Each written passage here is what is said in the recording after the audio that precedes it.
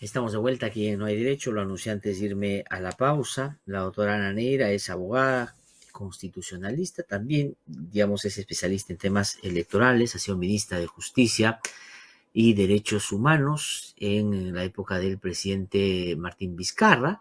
Ministra además el día en el que vacaron al presidente Vizcarra, ayer, digamos, un 9 de noviembre del año 2020, como ustedes deben recordar. Además fue secretaria técnica de la comisión que planteó una reforma política y es docente universitaria además. Entonces tiene una múltiple condición por la cual creo yo sus anotaciones, sus reflexiones van a ser muy útiles esta mañana. Doctora Neira, qué gusto saludarla, muy buenos días, gracias por atender nuestra llamada. ¿Qué tal, Gladser? Mucho gusto de estar contigo después de tanto tiempo de volver a verte. Yo siempre escucho el programa, pero no he tenido oportunidad de volver a ser entrevistada. Sí, creo que la última vez que conversamos estaba en la condición de ministra, pero seguimos con mucho interés y atención sus apariciones públicas en medios y también los artículos que escribe. Quisiera yo comenzar haciendo notar algo que yo pensé iba a merituar un espacio mayor en la discusión el día de ayer, y es lo que pasó el 9 de noviembre del 2020. Es decir, vacaron un presidente de la República bajo la inminencia de que estábamos en un escenario casi indiscutible de corrupción del entonces presidente de la República. Han pasado 2 años y no solo no hay una acusación concreta con el expresidente Vizcarra, pero sí hay, y eso me da la impresión a mí, le voy a trasladar la pregunta a usted, que era la verdadera vocación, una inhabilitación y un claro interés de sacarlo del juego político, que parecería haber sido en el final del día el objetivo de esto. ¿Qué habría que decir sobre eso? ¿Por qué si era ya una persona indiscutiblemente corrupta está en la condición de una persona todavía investigada? ¿Cuál es su reflexión de todo lo que ha pasado este tiempo a propósito de la vacancia y la posvacancia? Sí, no parece mentira que ya han pasado 2 años de ese momento tan complicado para la historia del país. A mí también me preocupa el hecho de que se haya anunciado esta inminencia de la culpabilidad, ni siquiera solo de la investigación, ¿no? Del entonces presidente, y que hoy todavía no tengamos un mayor avance. Creo que la ciudadanía de alguna manera percibe como que las instituciones del sistema justicia toman su tiempo y eso a veces también les quita un poco de legitimidad, ¿no? Pero adicionalmente a esto hay que pensar a la crisis que se sumió al país en ese momento, ¿no? Al margen, como escuchaba la reflexión inicial, al margen de lo que nos parezca hoy el expresidente, ¿no es cierto?, de nuestra opinión específica, hay que recordar que al margen de la cuestión de las vacunas, aquí la vacancia fue por supuesta corrupción evidente, que hoy todavía no genera ninguna, ni siquiera acusación, ¿no? Entonces, creo que lo que sucede con esto, como decía, es, por un lado, quitamos legitimidad al sistema de justicia, pero por otro lado, evidentemente los opositores políticos que hoy no se lo tienen en la cabeza, creo que la disolución les dolió mucho porque la verdad que cada vez que hay una cuestión lo vuelven a mencionar y lo vuelven a mencionar y lo insultan, ¿no? Yo digo, él formalmente, bueno, tiene un partido, pero no es que esté pues participando activamente del debate político y sin embargo es como una sombra que siempre la oposición trae, ¿no? Y si vemos, no solo ha pasado con él, ¿no? Recordemos lo que pasó con el expresidente Sagasti. También lo querían inhabilitar, todavía creo que lo quieren medio inhabilitar por algunas acusaciones. Creo que en el fondo lo que lamentablemente tratan los opositores es cerrar la cancha política, dejarla solo para ellos, cuando más bien lo que debería suceder es que deberían ganar legítimamente porque la ciudadanía opta por ellos, no porque sacamos a todos los contendores, ¿no? Uh Y -huh. eso también tiene que ver incluso con la propia regulación de los partidos políticos, que se cierra la cancha para nuevos partidos muchas veces, porque quiero más bien dificultarles la posibilidad de que otros actores puedan entrar, puedan tener legitimidad, puedan ser elegidos por la ciudadanía, ¿no? No, y aquí uno tiene que ser coherente al margen de, como usted bien dice, la valoración personal que tenga sobre los propios exfuncionarios, políticos o expresidentes. Uno puede no comulgar con ellos, pero eso no quiere decir que va a validar una arbitrariedad. Estuvo mal que vacaran al presidente Vizcarra, estuvo mal que quisieran vacar inclusive en algún momento al propio Francisco Sagasti. El propio caso de Pedro Pablo Kuczynski, al margen de que su figura fue no vacancia sino renuncia, pero pues fue después de motivar en 2 oportunidades un mecanismo de esa naturaleza y hasta ahora ni siquiera está todavía acusado y lo más probable es que revierta las restricciones que tiene. Lo que no lo hace a ninguno inocente, pero tampoco el otro los hacía culpables y ese es el problema. Pero quería ir a eso, doctora Neira, para que pueda usted con su conocimiento ayudarnos a entender por qué esto pasa de manera muy recurrente. ¿En qué momento en nuestro país lo que son figuras que están en la Constitución pero son excepcionales se empiezan a utilizar como moneda corriente? Como por ejemplo la vacancia. Eso no se había visto antes del 2016, digamos. Había episodios donde se invocaba, pero no prosperaba más allá del discurso. Pero el del 16 en adelante ya es casi como una interpelación. Es decir, se le ocurre al Congreso, vaquemos al presidente, ya está. Inclusive el cierre del Congreso, ¿eh? Que también es un elemento pues excepcional. Efectivamente, a mí me preocupa que se han vuelto estas casi la moneda corriente de ambos lados, ¿no? Del gobierno y del Congreso, el pensar en la vacancia y el pensar en la disolución. Y lo curioso es que la norma no se ha modificado. A veces nos olvidamos de esto. O sea, la Constitución tuvo la vacancia por incapacidad moral desde el 93 y tuvo la disolución del Congreso desde el 93. Entonces, algo tiene que haber cambiado en los actores y en la forma como aplicamos las normas para que esto sea modificado. Es decir, es una cuestión no de diseño, sino de puesta en práctica de la Constitución, ¿no? Entonces, creo que eso también tenemos que comenzar a pensarlo. Que tal vez, yo pienso, y muchos lo dicen también, fue un gatillador, fue tal vez la enorme cantidad de congresistas que tuvo Fuerza Popular en el 2016, ¿no? Esta fuerza, digamos, que no logró ganar la presidencia, pero tuvo 73 congresistas, comenzó a utilizar el control político cada vez de manera menos agresiva, ¿no? Ellos lo niegan, pero cuando uno ve las interpelaciones, ve los pedidos de confianza, bueno, perdón, los pedidos de censura, y eventualmente incluso todo lo que tenían que ir los ministros a dar cuentas, yo puedo dar fe del lado de asesora en ese momento, cuando todas las veces que tenía que ir a dar cuentas a los ministros, lo cual está bien, pero no se puede volver pues esto a la moneda corriente y desgastando, evitando que se pueda establecer trabajos. Era muy difícil coordinar con el Congreso desde el 2016, ¿no? Y ya cuando se produce el cambio por la renuncia del presidente Pedro Pablo Kuczynski hacia el presidente Vizcarra, yo creo que lo que se esperaba era un presidente mucho más condescendiente con ellos, más aquisente hasta lo que ellos planteaban, y cuando él más bien optó por algo distinto, pues vino nuevamente el enfrentamiento, ¿no? Él mismo fue en su momento, cuando era ministro, casi censurado por el Congreso, ¿no? Entonces, creo que esa presencia tan importante de parte de tantos congresistas de una bancada que había perdido en la segunda vuelta, comenzó también a comenzar a retar a la Constitución, a utilizar el control político y a malentender, creo yo, que la vacancia es un mecanismo de control político, que no es, ¿no? La vacancia es un mecanismo de solución excepcional cuando ya no tenemos nada más que hacer y en principio con causales objetivas, con la sola excepción de la vacancia por incapacidad moral permanente, que ahora la verdad es todo y nada al mismo tiempo y solamente en realidad está primando el tema de los votos, ¿no? Claro. Y en el caso de Ahora, pero hay otro también, elemento que quisiera, si me permite, doctora Neira, incorporar a lo que usted ha manifestado y con razón. Creo que, como usted bien dice, gatilló ese comportamiento de usar lo que es extraordinario como un asunto de todos los días. Y tiene que ver con, yo diría, dos casos, ¿no? Y son casos emblemáticos. Uno es el caso Lavallato y el otro es el caso Lavajuez.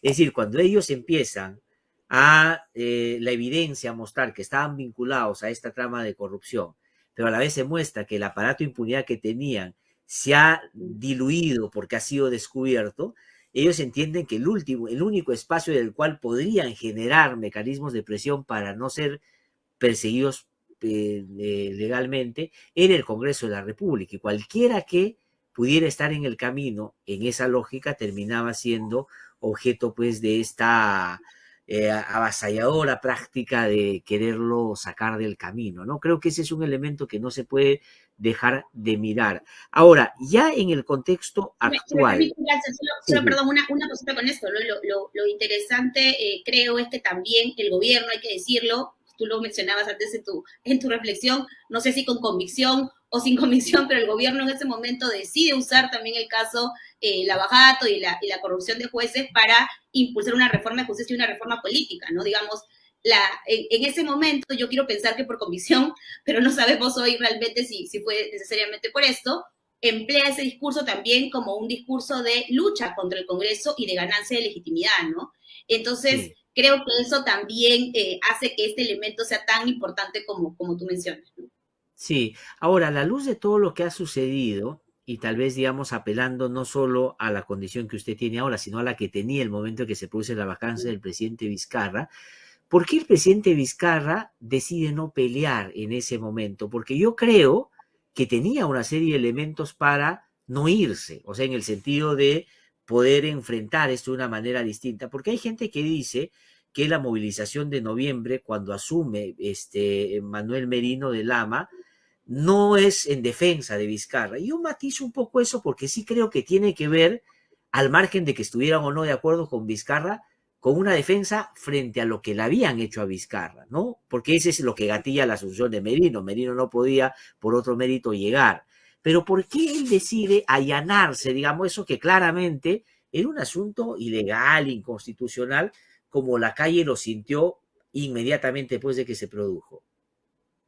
Sí, bueno, esa es una pregunta que yo he contestado en varios espacios privados, nunca públicos en verdad. Tal vez que no sea la primera vez que lo voy a comentar. Yo, a ver, nosotros cuando conversábamos respecto de la defensa, en el caso de la vacancia, eventualmente, si esta se estaba comenzando a estructurar en el Congreso, la idea era utilizar mecanismos sobre todo previos a la vacancia, ¿no? Porque yo personalmente, si eso es una cuestión absolutamente personal, creo que era muy discutible que luego de que el Congreso correcta o incorrectamente hubiera declarado la vacancia, nosotros dijéramos nos vamos a encadenar a Palacio y no nos vamos a ir, ¿no? Me parece que esto tenía discutible constitucionalidad, que esto podría ser considerado hasta un golpe de Estado, una afectación a la institucionalidad, y eso era algo que yo, por lo menos desde mi perspectiva, consideraba que no debíamos convalidar, ¿no? Tuve opiniones diferentes de distintas personas, algunos me decían que estaba bien, otros me decían que estaba mal, imaginará gracias a todo el diferente feedback Me que yo imagino. recibí en esos momentos, pero también es cierto de que hay una cuestión que no se valora, me parece lo suficiente, y es que algunas de esas personas que nos decían resistan y quédense, yo les preguntaba también en la interna, ¿y ustedes van a defender esa posición en lo público? Ah, no, bueno, eso es una cosa del gobierno, ¿no? Entonces, el problema también es que una decisión de este tipo requiere mucha legitimidad. Y yo creo que esa legitimidad lamentablemente no se tenía por las acusaciones de corrupción, sin duda, pero además porque el gobierno también estaba debilitado en esta lucha con el Congreso. Entonces, yo no sé, para serte honesta, ya han pasado 2 años, si el 10 de noviembre del 2020 hubiéramos tenido, si nos quedábamos ahí atornillados a Palacio, mucha gente saliendo a decir, han hecho bien, esto es constitucional, ¿no? Mi perspectiva es que más bien, por lo menos en lo público, iba a ser una decisión cuestionada, y creo que, esto es obviamente un tema que puede ser discutible y seguro algunos me dirán que está mal, pero yo creo que la defensa debió ser previa y creo que en todo caso lo que nosotros pudimos haber intentado en su momento era un amparo, una cautelar nueva ante el tribunal, a pesar de la primera que había sido rechazada, por argumentos que la verdad yo discrepo sobre lo que se mencionaba. Y en todo caso, de alguna manera entender que pese a lo irregular, pese a lo que estaba mal, había que respetar la decisión de un órgano finalmente también elegido por el pueblo, ¿no? Al margen de su falta de aceptación.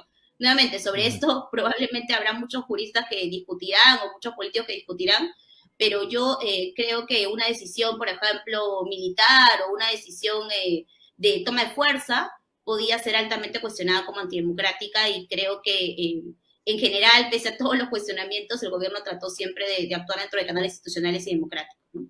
No, no, no, yo creo que sí, lo hizo en canales democráticos, creo que es una cosa que hay que resaltar del gobierno del presidente Vizcarra, que pudo haber caído en la tentación con la popularidad que tenía de hacer algún desvarío, pero no lo hizo, inclusive la reforma política la llevó a un referéndum como una manera de legitimar su propia presidencia, por decirlo de alguna manera. Pero no me refería solo a administrar la vacancia en términos concretos de ese día, sino los anuncios previos que caminaban en esa dirección. Era evidente que el Congreso iba a buscar sacar de todas maneras a Vizcarra. Estoy pensando en mecanismos como los que hoy ha aplicado el gobierno, por ejemplo, pedir a la OEA la aplicación de la Carta Democrática, antes de que se produzca la vacancia, de pronto hubiera sido un asunto fundamental. Pero ya esto es, digamos, contrafáctico, o sea, no es posible hacerlo, pero es bueno saber un poco el ánimo que movió las interpretaciones en ese momento. Ahora, quisiera caminar un poco a lo que está pasando ahora, pero quisiera hacer el recorrido completo, porque solemos en el país solo ver la consecuencia y no todo lo que ha pasado en los últimos tiempos.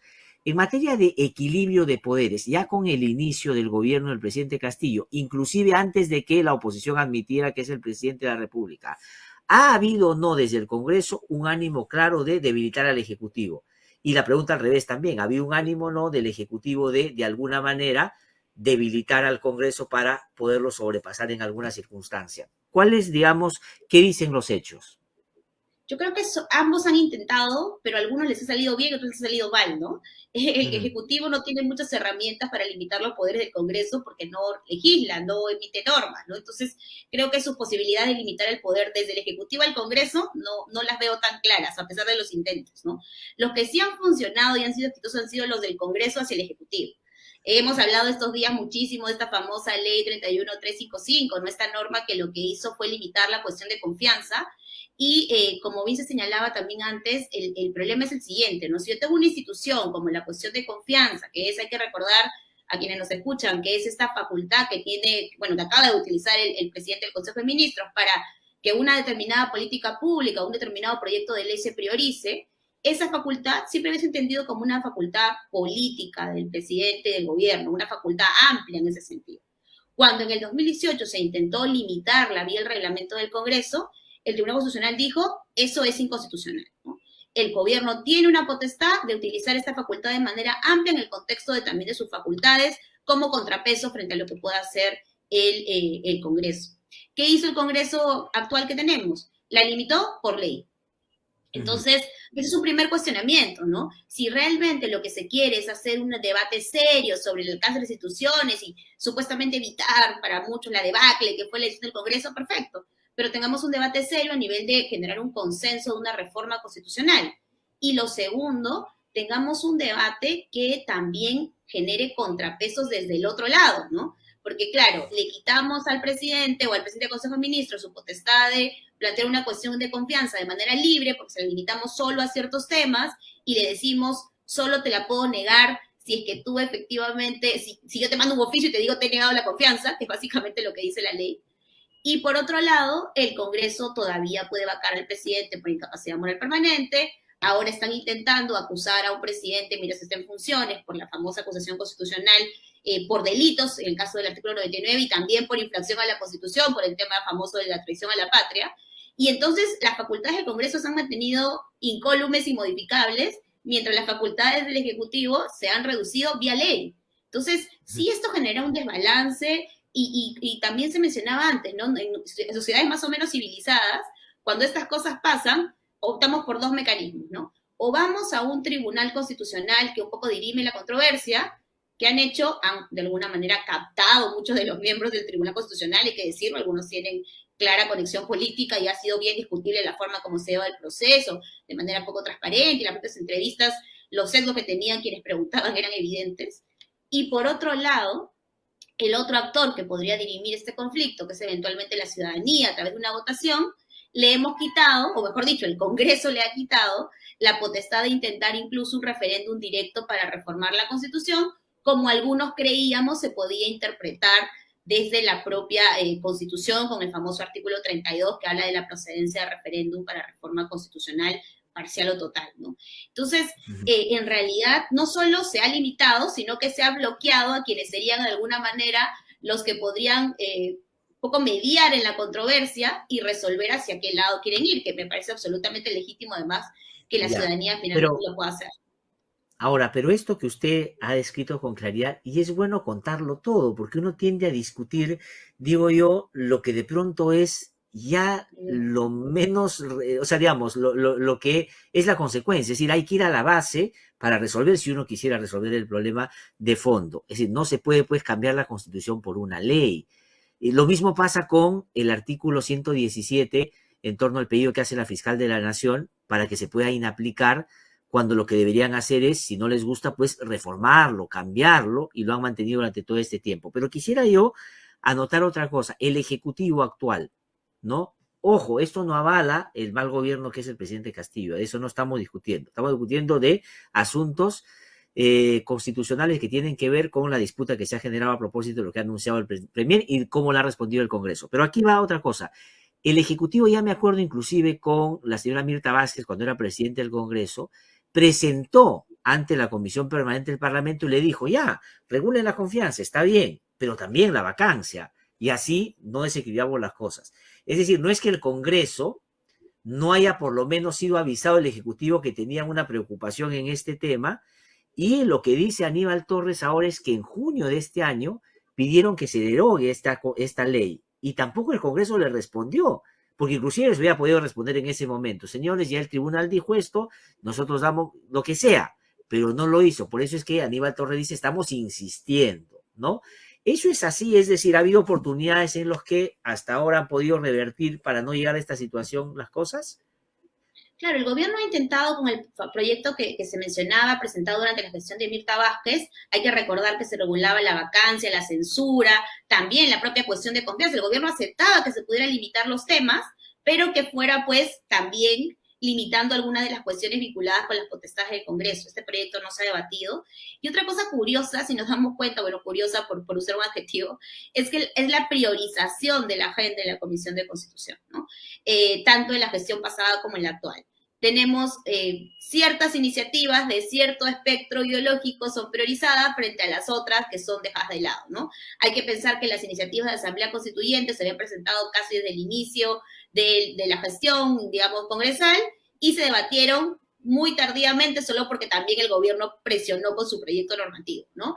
Hay varias iniciativas para más bien limitar la vacancia, exigiendo, por ejemplo, una doble votación o incluso más votos, esas tampoco se discuten, ¿no? Realmente se discuten las que limitan la cuestión de confianza, las que más bien amplían la potestad de censurar ministros o incluso que limitan que el presidente pueda designar determinados ministros como el proyecto que acaba de aprobar, el cambio que acaba de aprobar la Comisión de Constitución que dice que no se puede nombrar a ministros o designar a ministros censurados, ¿no? Entonces, es curioso, nuevamente por usar un adjetivo, que esta agenda en realidad priorice solo un cierto sector. Lo que debería pasar es que si en verdad se quiere resolver los problemas del país, se intente una agenda que más bien justamente busque discutir estos temas, porque la relación ejecutivo-legislativo, todos sabemos, es conflictiva, pero las reformas deberían venir justamente de mirar los dos lados. Y esto sin mencionar siquiera el famoso proyecto de adelanto de elecciones, que tampoco se quiere Ya no, priorizar en la eso, agenda, ¿no? sí, sí, sí, sí. Eso ya ni siquiera, no, eso no aparece ni en la lista de espera. Pero a lo que voy es, digamos, en la práctica, yo no soy constitucionalista, usted sí, yo creo que hay una voluntad de casi hacer un régimen parlamentario sin decir que estamos haciendo un régimen parlamentario. Es decir, le quitas atribuciones y le quitas herramientas de defensa al Ejecutivo, mantienes o robusteces la que tiene el Congreso, que termina con la sartén por el mango y puede absolutamente tener el control de todas las circunstancias. Porque, entre otras cosas, usted ya lo mencionó, por ejemplo, el ente que tendría que dirimir estas controversias, el Tribunal Constitucional, es muy afín al Congreso a propósito de cómo han sido las últimas elecciones. Es decir, hay un acaparamiento, por decirlo de alguna manera, del sector político que maneja el Congreso con otras instituciones para que ellos no tengan límites, digamos, en sus pretensiones. Y ese es un problema. Ahora, lo que ha hecho Aníbal Torres está bien, o sea, digamos, es viable, es conducente, es constitucional, es legal, está bien lo que ha hecho el Congreso con su presidente que ayer, no con un procedimiento, sino con una conferencia de prensa ha dicho, está desestimado, no, es inadmisible y no lo vamos a discutir. Sí, yo creo que el gobierno ha intentado un mecanismo que hace sentido, ¿no? Ha dicho, lo que yo finalmente quiero es una cuestión de confianza para que se derogue esta norma. No es como decía todo el mundo ayer o anteayer cuando se recibía todo, es improcedente de manera clara. A mí no me parece que era tan clara la improcedencia, ¿no? Primero porque no es reforma constitucional y yo sí creo que un proyecto normativo que tiene que ver con las funciones del Ejecutivo es un proyecto que obviamente está relacionado con las funciones del Ejecutivo. Me parece que es como algo más o menos evidente, con lo cual la Claro. respuesta que viene del Congreso es una respuesta formalista en el sentido, es un proyecto de ley, lo tengo que ver yo, pero no es eso, no abarca, digamos, toda la complejidad Claro, del porque no tema. es que está haciendo cuestión de confianza por una cambio Reforma constitucional, que es lo que se había dicho al comienzo. No es verdad, es una ley, es una ley. Además, habilitación que el propio Congreso le da por haber hecho este cambio vía ley y no vía reforma constitucional, hay que decirlo también, ellos mismos se Así pusieron un es. poco la soga al cuello, ¿no? Pero en todo caso, yo lo que creo es, efectivamente llega este documento y hay que pensar, yo ayer me lo preguntaban también en otro espacio, si es viable que el presidente del Congreso solito, encerrado en su oficina, diga esta cuestión de confianza procede o no procede. Es cierto que han tratado de generar un sustento normativo en el contexto del reglamento del Congreso que dice que puede haber un rechazo, digamos, inmediato, lo que se llama rechazo liminar, digamos, de estas cuestiones, Pero sí parece que si esta es una iniciativa del Ejecutivo y se resuelve de esta manera, podríamos estar en la práctica haciendo impracticable, valga la redundancia, la cuestión de confianza, porque cada vez que llegue una cuestión de confianza, el presidente del Congreso va a decir, no, no tiene que ver con tus competencias y entonces Claro, no la trae. Ese poder, o sea, finalmente, es cierto que hay una competencia de rechazo, pero como toda facultad hay que usarla pues de manera razonable, ¿no? No es como, ya, entonces porque yo tengo esta función puedo pues encerrarme y resolver yo y quitar toda posibilidad de aplicar la confianza. Además, hay que decir con lo que mencionábamos antes de la famosa ley esta que limita la cuestión de confianza, ya limitada de por sí, y con eso también limitada la posibilidad de disolver el Congreso, porque yo creo que el Congreso nunca le va a decir al presidente te he negado la confianza, ¿no? claro. O al presidente del Consejo de Ministros. Entonces, y sobre el hecho que mencionaba Glatzer del cambio a un sistema parlamentario, efectivamente, yo creo que lo que está pasando, tal vez no todavía un sistema parlamentario per se, pero lo que sí está ocurriendo es un, digamos, un acaparamiento, un reforzamiento de las funciones del Congreso frente a las funciones del Ejecutivo, ¿no? Y hay que recordar, esto tampoco se recuerda mucho y se criticó mucho a la Comisión de Reforma Política por esto, pero ya cuando la Comisión integrada, como tú sabes, por diferentes especialistas en diferentes temas que tienen que ver con lo electoral y el análisis político y la ciencia política, cuando se analizó esto en términos del poder, y lo ha dicho gente además de otros países también, no es que tengamos, a pesar de lo que se cree, un presidencialismo que le da pues este poder omnímodo al presidente. No. Muy por el contrario, nosotros tenemos un presidencialismo bastante débil, ¿no? Por los elementos de control político que se han incorporado, pero además por las funciones que le damos al presidente y las limitaciones que le ponemos y las potestades que le damos por otra parte al Congreso. Pensemos en algo que nunca mencionamos, ¿no? Las famosas observaciones del presidente. Cuando el presidente observa una ley, ya nos hemos dado cuenta, en la práctica es el Congreso, la No por aprueba por insistencia. insistencia, Entonces, claro. la verdad es que este veto presidencial, legislativo, ya no existe, ¿no? Entonces, hay que darnos No, cuenta que o nosotros no inclusive en los somos presuntos actos de corrupción que puede haber cometido el presidente, ahora la fiscal de la Nación puede abrir investigación siendo este presidente de la República. Es decir, hay niveles de control frente a la posibilidad de que un presidente pues trate de generar actos totalitarios, qué sé yo. O sea, hay un contrapeso para el presidente. El problema es que al Congreso nadie lo puede contrapesar ahora, porque inclusive cuando el Poder Judicial le dice, oye, tú no puedes elegir de esa manera al defensor del pueblo, sencillamente ellos no acatan y lo siguen haciendo. Claro, incluso ahora han presentado un competencial para que el tribunal les diga si ellos pueden seguir haciéndolo y si la tendencia política es un indicio, lo más probable es que el Tribunal Constitucional Tienen la diga razón. que no pueden hacer esto, cuando todos sabemos que en un Estado constitucional todo poder del Estado está sujeto a un control judicial o constitucional de alguna manera, ¿no? Nuevamente, ninguna potestad es ilimitada, ya esta idea de los actos políticos no controlables están pues para los reyes autoritarios, ¿no? No para los estados de derecho, ¿no? Sí, Pero lamentablemente hay poderes que todavía quieren reforzar esa idea de casi poder ilimitado, ¿no? sí, ahora, pero entonces, si el presidente del Congreso de la República puede sentar un mal precedente de él, a motus propio, decir, esto es inadmisible porque, en fin, el argumento que dé, ¿cuál es la vía para salir de eso o ya es inapelable lo que ha hecho? Porque la otra ya tendría que ser la discusión misma de la cuestión de confianza, es decir, que vaya el presidente del Consejo de Ministros y lo meta a la discusión en el Pleno, que me da la impresión, no sé si a usted, es por eso que cierran el Congreso. No creo que porque crean que los desadaptados se van a meter, sino porque no quieren que otro Salvador de Solar se aparezca por ahí. Totalmente. Yo creo que esa es la cuestión. Además, habiendo visto lo que fue esa entrada del entonces Premier en el 2019, ¿no? Yo estaba al costado, fue terrible, ¿no? Fue muy violenta, la verdad, innecesariamente. Además, a pesar de que el Congreso, pues el presidente del Consejo de Ministros tiene toda la potestad de dar cuenta en el Pleno del Congreso, ¿no? Yo creo lo mismo. Estoy convencida de que ha sido porque no quieren que el premier Aníbal Torres entre al hemiciclo, que sus aliados lo dejen entrar y pueda presentar la cuestión de confianza. Ahora, lo distinto en este caso, si hay que decirlo, es que no teníamos en ese momento la famosa ley 31355 ni una modificación al reglamento del Congreso, ¿no? O sea, la ley a mí me parece mala, me parece que genera un desequilibrio, pero es una ley vigente. Entonces, sí hay un pseudo sustento legal, por lo menos, para lo que ha hecho el Congreso de no admitir el tema, ¿no? Ahora, ¿Qué es lo que el gobierno tendría que hacer? Tendría que discutir jurídica y políticamente esto. Ahora, no hay como recursos legales, con lo cual habría que generar una suerte, me parece a mí, de legitimidad con la decisión que finalmente se tome. Yo creo que el Premier podría intentar, esto es una cuestión que ellos se valoran, por supuesto, ¿no? Pero podría intentar obligar al Congreso a presentar la cuestión de confianza, obviamente no hoy, pero en algún momento que el Pleno se vuelva a reunir. Probablemente lo intenten y seguro el Pleno no lo va a querer permitir.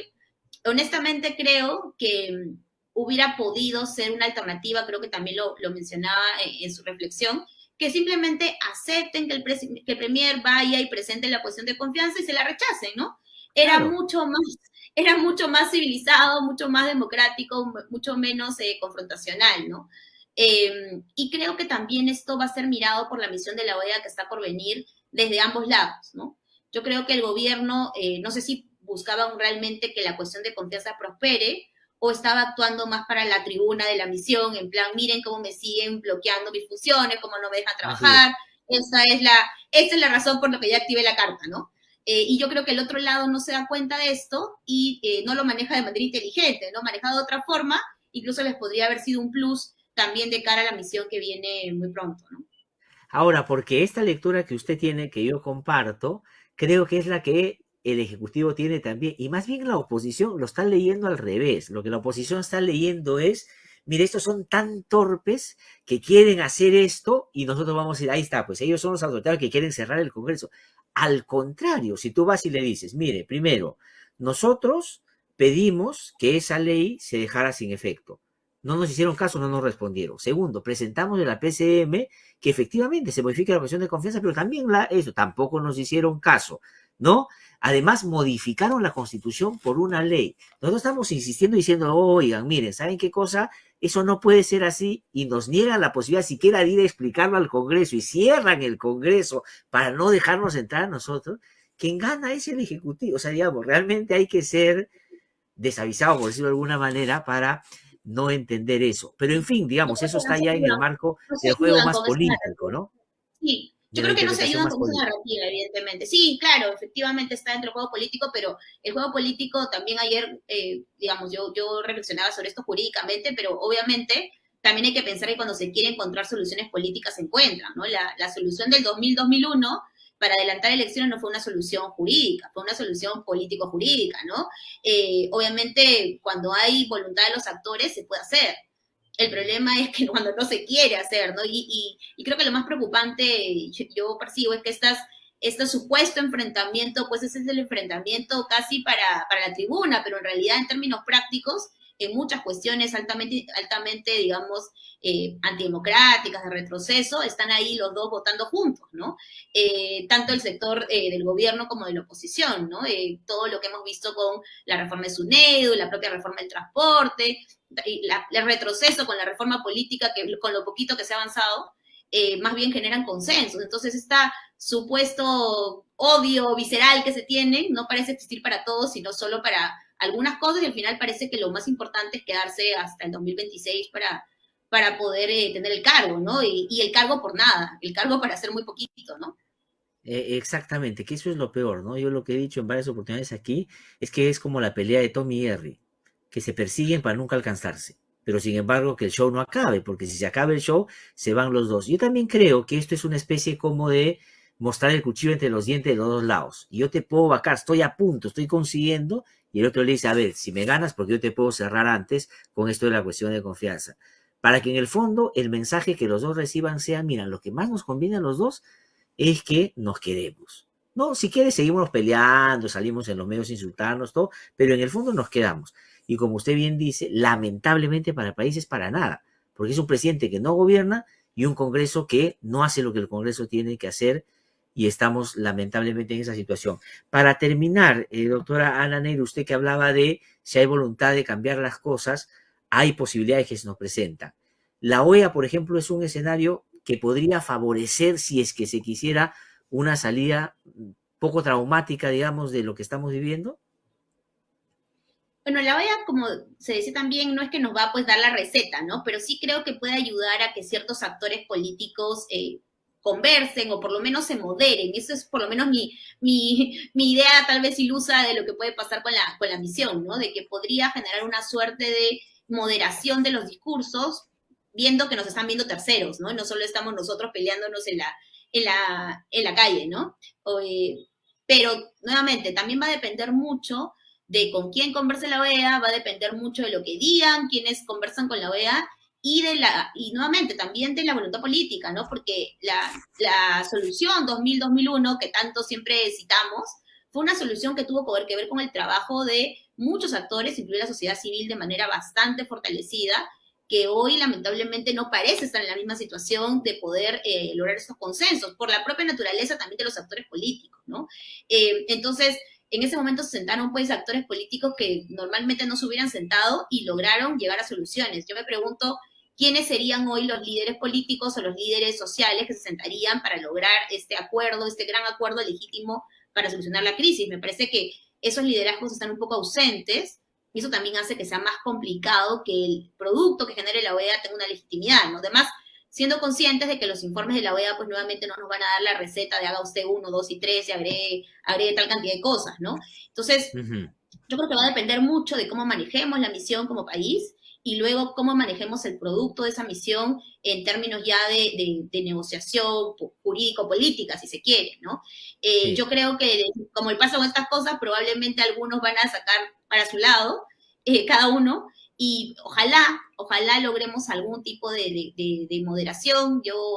Es por lo menos lo que yo pensaría que podría pasar, que no por lo menos va que mañana el presidente o lo quieran sacar por traición a la patria o por el otro lado que sube el Congreso, ¿no? Creo que esa moderación nos podría ayudar un poquito y ojalá también ya comenzar a pensar que para qué nos quedamos, ¿no? No quedarse para nada, sino quedarse para algo, ¿no? Creo que es importante Sí. que el gobierno convoque tantos actores, pero también tendría que dar algunas respuestas más concretas a esos actores que son convocados, ¿no? Y no solo sentarlos en una mesa o sentarlos en Palacio de Gobierno para la foto, ¿no? Sí, pues tiene usted toda la razón. Doctora Ana Neira, le agradezco muchísimo por haber conversado con nosotros. Ha sido un gusto tenerla. La vamos a invitar, por supuesto, más seguido para hablar de estos temas que esperamos, como usted bien dice, todo se apunte a buscar solucionarlos, porque si no, vamos a estar en el marco de una simulación siempre, cuando en el fondo de lo que se trata, sobre todo para esos actores, es seguir haciendo las cosas a su medida, ¿no? Y eso es lo que creo yo hay que tratar como ciudadanía de evitar. Muchísimas gracias, muy amable.